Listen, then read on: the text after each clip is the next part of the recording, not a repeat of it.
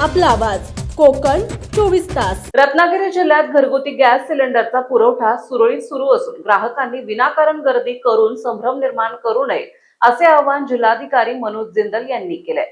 नमस्कार, मी मनोज जिंदल, जिल्हाधिकारी रत्नागिरी। आज मी आपल्या माध्यमातून रत्नागिरीतले सर्वसामान्य नागरिकांना एक माहिती देऊ इच्छितो। आपल्याकडे जिल्ह्यामध्ये चांगल्या प्रमाणात गॅस LPG गॅसचा साठा आहे आणि त्याची सप्लाय आहे। आपल्याकडे जिल्ह्यामध्ये जवळपास 27 गॅस एजन्सीज आहेत। ते सर्वांशी माझा बोलणं झालं आहे, त्यांची मी मीटिंग घेतली आहे। आपला जिल्हा जे सप्लाय ऑफिसर असतो त्यांची पण माझा बोलणं झालं आहे, त्यांची मीटिंग पण घेण्यात आली आहे। आणि जिल्हा जे आपले पूर्ण महाराष्ट्रातले जे नोडल ऑफिसर्स आहेत, BPCL, HPCL सर्व कंपन्यांसोबत जे समन्वय करतात त्यांच्याशी पण माझं बोलणं झालं आहे।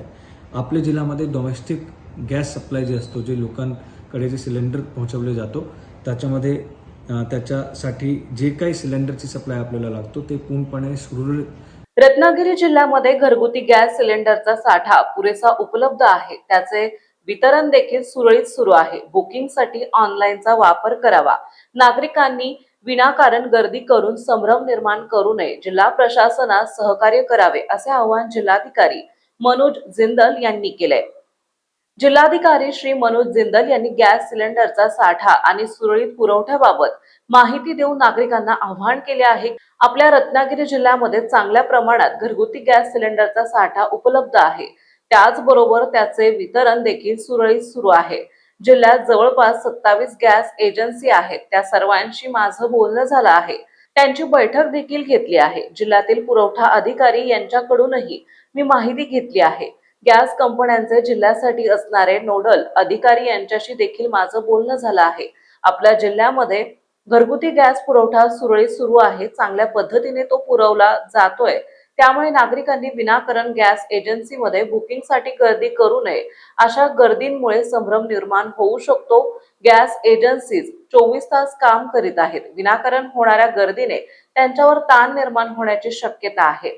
गॅस सिलेंडर बुकिंग ऑनलाईन करावे, काही समस्या असल्यास जिल्हा प्रशासनाला कळवावे। जिल्ह्यामध्ये कुठेही गॅस सिलेंडरची समस्या नाही, त्यामुळे नागरिकांनी गर्दी करू नये, जिल्हा प्रशासनाला सहकार्य करावे असं आवाहन जिल्हाधिकारी मनोज जिंदल यांनी केले आहे।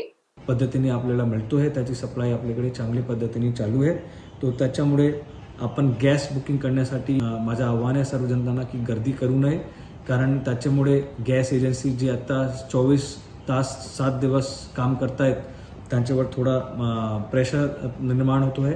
तो माझी सर्वांना विनंती आहे की आपण आपली जे नेहमीची बुकिंग असतात ऑनलाईन ते करावे। आपल्याकडे काही इश्यू असतील तो आम्ही एक नंबर जारी करणार, त्या नंबरवर आपण आपल्याला सूचना हॉटलाईनवर सूचना देऊ शकतात, तो आपण ते आपला प्रश्न सुटवणार जिल्हा प्रशासन मार्फत। तर आपल्या जिल्ह्यामध्ये एक गॅसचा काही इश्यू नाही आहे। सर्वांना माझी विनंती आहे की आपण त्याच्यामध्ये जिल्हा प्रशासनाचा सहकार करावे। धन्यवाद। महाराष्ट्रातील तसेच कोकणातील महत्त्वाच्या बातम्या पाहण्यासाठी कोकण 24 तास न्यूज चॅनलला YouTube वर सबस्क्राइब करा आणि बेल आयकॉन प्रेस करा।